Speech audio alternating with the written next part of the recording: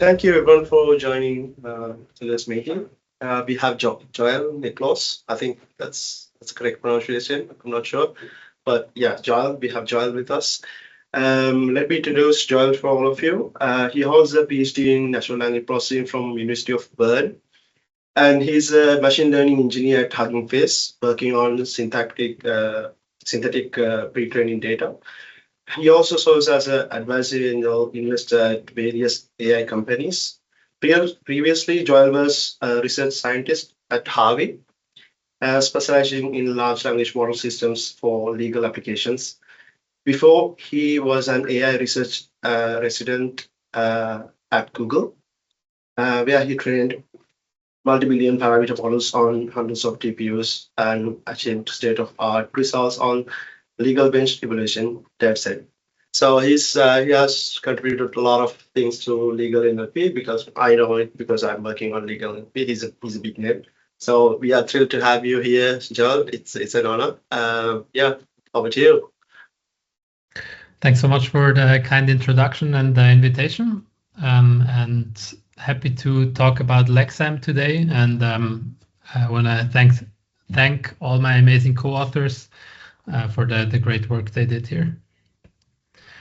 Sorry, let's put that a bit on the side.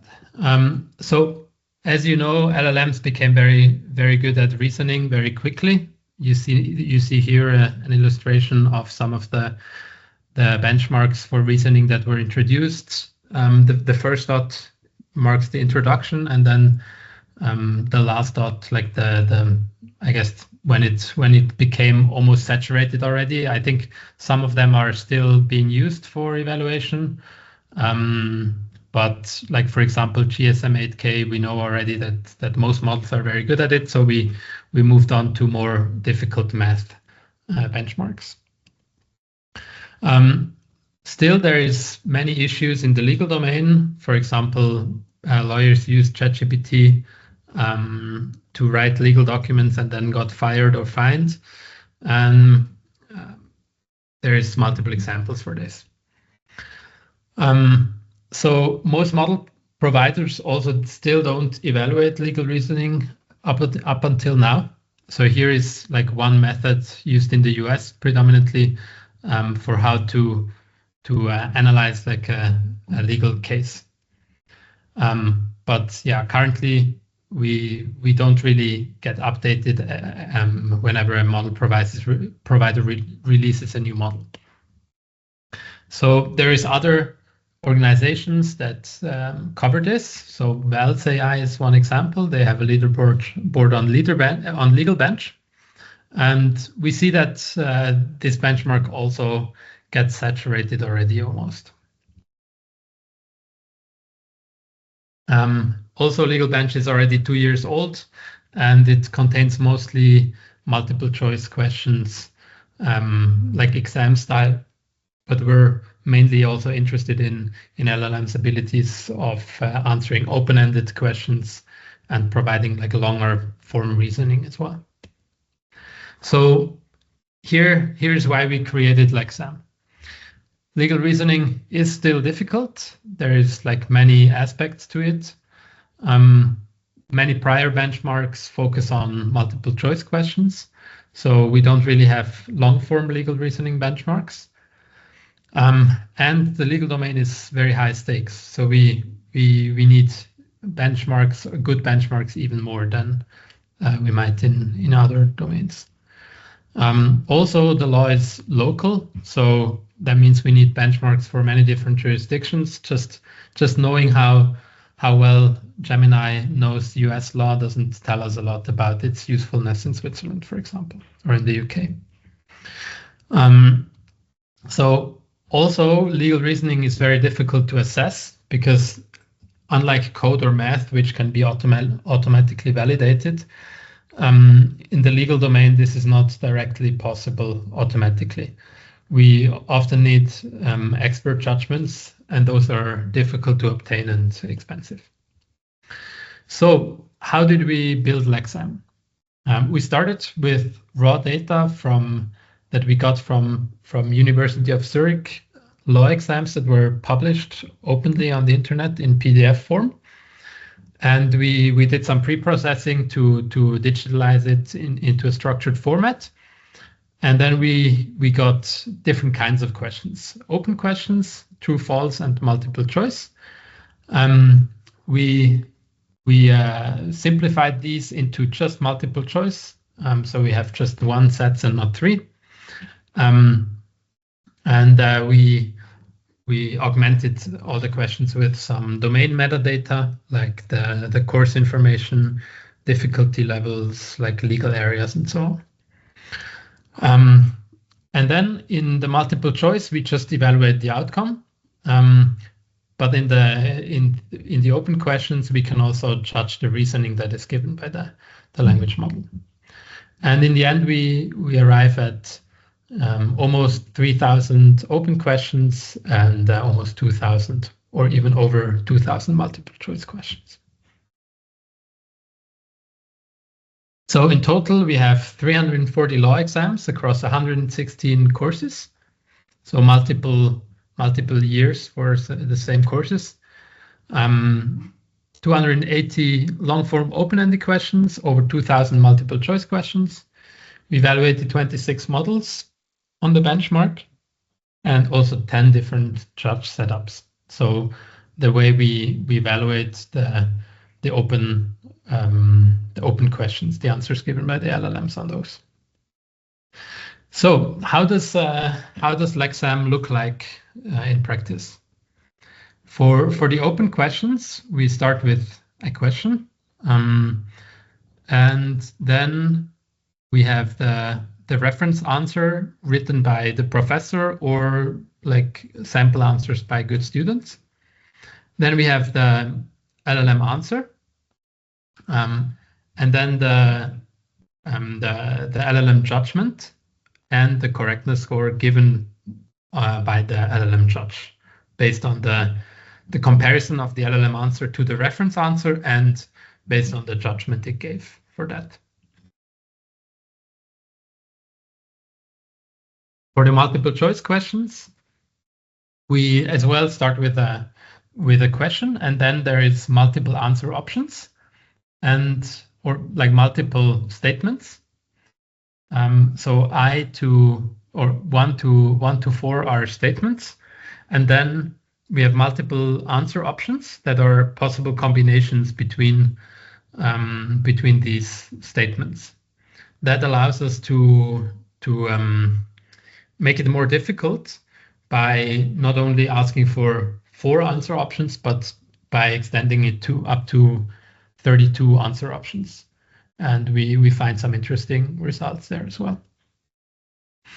So to give you some overview over the data set in general, we have different legal areas: public law, private law, interdisciplinary, and criminal. It consists of German and English texts, and they occur predominantly in the Swiss jurisdictions, but there is also like generic legal questions that cannot really be tied to a single jurisdiction, and then also international law that is covered. So let's look at the main results. What we see in general, trends that we see in general, is that reasoning models are generally better than the large or the smaller models. So when we just like compare the best performance, or also a bit further down. Another interesting thing is that some small models are just much better than some others. So for example, Gemma, only 12B model is at the level of the Llama 370B model. And what we see is that standard errors are generally quite low, so we can compare the results well. So another thing we notice is that the strong models are alike. So both on the open questions they're good, and on the multiple choice questions as well in general. Similar for the large models, and then for the weak models, for the small models, we see we see more difference. So there's some models that are quite good on the open questions, but then very bad on the multiple choice questions, like GPT-4 Nano, I think is this one. Yeah. So you see here that the discrepancy is much bigger for the small models in general. Other results, we saw that like both on the open questions and the multiple choice questions, models are much better in the English questions than in German, which is not surprising, but still something to note that it is still the case across like all models that we investigated. For the legal areas, it's a bit more of a complicated picture. So we see that like some legal areas seem much easier to solve than others. For example, private law seems to have easier questions in the multiple choice questions, but then interdisciplinary and public law seems easier on the open questions.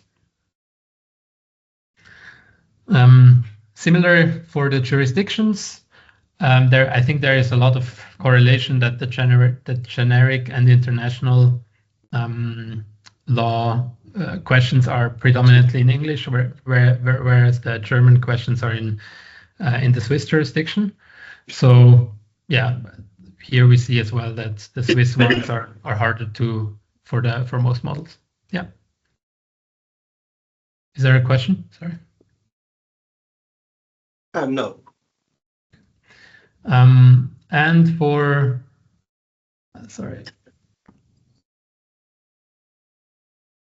the multiple choice questions, we see the same thing. Swiss questions are much harder than the international ones. Some other results that I find kind of interesting is the question polarity. So we switched the question for the multiple choice ones from like which of the following statements are correct to which ones are incorrect, and then we like flipped the answer choice, and we saw that still the models are much worse at answering the negative ones. So like which of the statements are incorrect. So I think this is known that from the BERT era that models can't handle negations very well, and this still seems to be the case nowadays, like even with the modern LLMs. Then we also added once that there is in some questions none of the statements are correct, and when we had those, the models were worse as well. So it was hard for them to like make the additional inference step of figuring out that there is like all of the statements are wrong. So that means that none of the statements is correct, that they should choose this option. So this is the experiments that I alluded to a bit earlier. So when we have the different questions, the different statements, and then we can add like many different answer choices, right? Which are like the combinations of all possible statements, right? So the standard one is 4 choices. That's like the standard multiple choice benchmark. But we can make it harder by adding more options, right? And since we know the correct answer, we can like generate all kinds of wrong options here. And interestingly, or like I'm not very surprised, but about the general gist of the results, but I'm surprised about the magnitude here. So we see that more choices are harder, but they're quite a lot harder. So like the performance for the best model here drops from 68 to 35 just by adding more choices. So this is like a strong indication that they're still guessing quite a lot. For some models, there is even like almost a total collapse. So like we're only at like, what's that? 1/4 of the performance, right? So for the open questions, we had different LLM judges that we investigated. So you see here on the top the different judges. So the ensemble is a combination of all these 3 judges here, and then the different models. So what we see is that there is like a self and family bias. So when you compare here the scores, they're quite low for the Quen 3 family, but when Quen 3 is the judge, it gives quite a bit higher scores. And we see similar thing for GPT-4o, but to a lesser extent. So the solution we had for this was to do an ensemble. So we had multiple judges that provided the final score. So how did we judge the judges? We had 3 PhD level legal experts that were authors of the study, and they correlated quite well. They annotated 50 random questions, and then we compared the LLM judge performance to the annotator performance. So the way we did this was with a leave one out design. So we have 3 annotators and the LLM in question. So we leave one annotator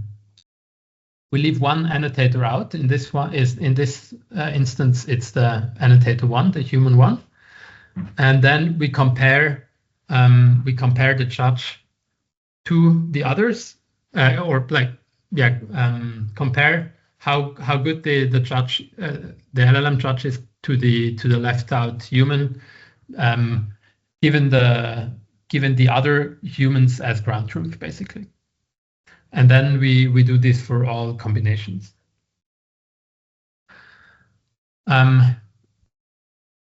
So yeah, if the LLM judge is closer to the mean of the other experts that were left in, then the left out one, then it wins, and otherwise it loses. So if we tally this up, we see that the LLM wins in most of the cases against most humans. So that's a very good sign. And this is based on an epsilon equals 0, which is like a bonus for the LLM judge, because the LLM judge is like much easier, much faster, and much cheaper than running human judges. We want to give them a bonus to make it easier. Like if there is a draw, basically we prefer the LLM judge. But even with no bonus, setting epsilon to 0, we still win. And then we can also compare the different kinds of ensembles. So ideally, we would have wanted an ensemble that is only based on open source models, so it's maximally reproducible.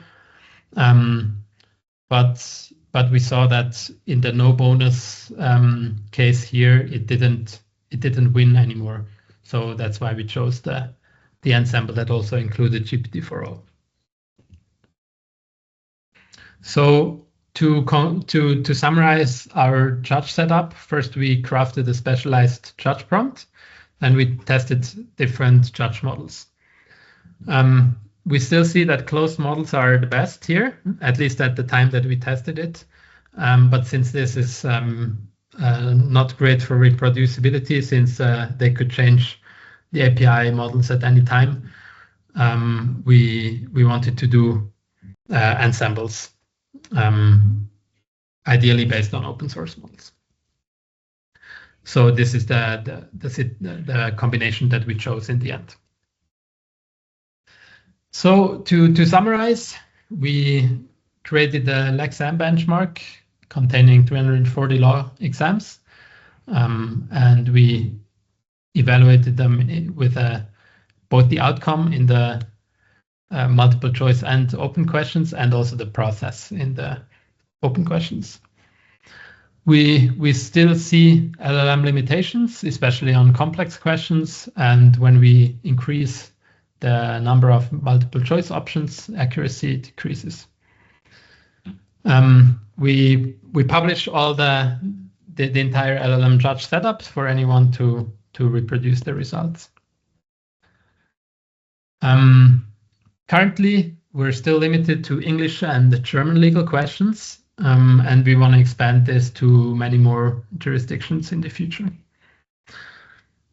As well, legal interpretation or law changes over time, so potentially some answers might be outdated at some point, but that's hard to avoid. And another interesting point is that currently the expert answers are the reference for the judges. So those might not be very diverse. So it might be that there is other answers that also are completely valid, but since they're different enough from the reference, they might be penalized by the LLM-Judge. We could also implement like a detect and update mechanism for maintaining the benchmark in the future by detecting like outdated laws, for example. So we're already working on LEXam v2, where we want to add more jurisdictions, and we also want to investigate a few other questions like the aforementioned diversity of the valid answers, time shift, capital sins versus pardonable sins, hallucinations, misrepresentations of the law. So if you're interested in contributing, feel free to reach out under lexam.benchmark@gmail.com, and we also have plenty of information available online. Thank you a lot. So I don't know how long you planned for this session to be. I have some additional slides in case you're interested, or otherwise also happy to take questions. Well, we have 1 hour. Well, ideally it could be 50 minutes presentation and 10 minutes questions. So if you want to present 3 more slides, that's fine. We have time. Okay, great. I think I won't have enough slides to fill 50 minutes. Yeah, that's fine. Yeah, maybe we can do more questions or end a bit early. I think that's fine. It's not. Yeah. So there, like in autumn last year, OpenAI released these papers on why language models hallucinate, and I found this quite an interesting paper where they check like LLMs calibration by adding an option E, like in multiple choice benchmarks. I don't know. So they propose a very simple setup of correct answers giving +1 points as usual, and wrong answers being penalized with -1 point, and only when the model selects I don't know, it doesn't get any points.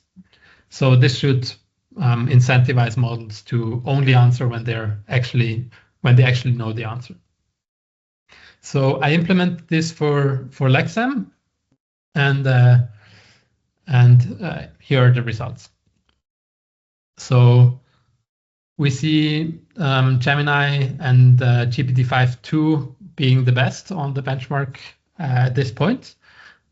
And interestingly, if we have like an ensemble of the top models, including Gemini 3 Flash, we get even higher here. So what are you looking at here? There is the traditional score, that is the score without the I don't know option, or like without any penalization for selecting the wrong option. And the I don't know score penalizes when the wrong option is selected. And the green bar here represents the number of time, or the percentage of that the I don't know option was chosen. So what we see is that the Gemini models are super overconfident. They almost never abstain. The Gemini 3 Flash was the first model that I tested from the Gemini family that actually had a non-zero abstention rate.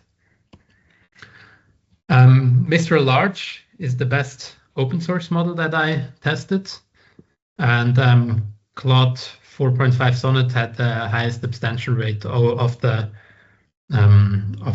top open source, the top models. So in STEM benchmarks, OpenAI likes to showcase that more reasoning gives you better performance. So I was curious to see if that holds in the legal domain as well. But it looks like it's even the opposite is the case. So we see here, if we don't have any reasoning for GPT 5.1, we're at 48, I don't know, score. And if we go up to medium reasoning, it goes down to 44.1. So I'm not sure this is statistically significant, but we at least don't see an increase as expected from the STEM results. Yeah, maybe this is due to like a domain mismatch, since OpenAI's models were tuned for STEM reasoning and now they're evaluated on legal reasoning. Or another thing that could be is that like the longer that the models reason, the more they get distracted by like hallucinations that occur in the reasoning. Yeah, and they weight them too much and come to a wrong conclusion. Another thing that I did was I found that sometimes multiple models gave the same wrong answers on several questions. So when the top 5 models were wrong, I looked at them in more detail, and we found that actually the data was wrong. So it turned out to be like a parsing error early in the pipeline. And yeah, so the takeaway here is that if multiple strong LLMs agree on a wrong answer, then it's a signal worth investigating. So we can use model consensus as a debugging tool for benchmark quality. Thanks to you, Jakob and Luca, for doing a lot of the heavy lifting on the debugging here as well. Yeah, so here you also see that we updated the benchmark now based on this this investigation. We have a Hugging Legal community as well on Discord. So there is a lot of legal AI enthusiasts from various backgrounds. In case you're interested, feel free to join. We ran a Gemini 3 benchmarkathon late last year and found that it was quite good on many benchmarks already, but still lacking quality on others. And we have a bunch of other ongoing projects here. Yeah, there is more information in the Discord on that as well. Yeah, that's it from my side. Thanks so much for your attention. Yeah, thank you.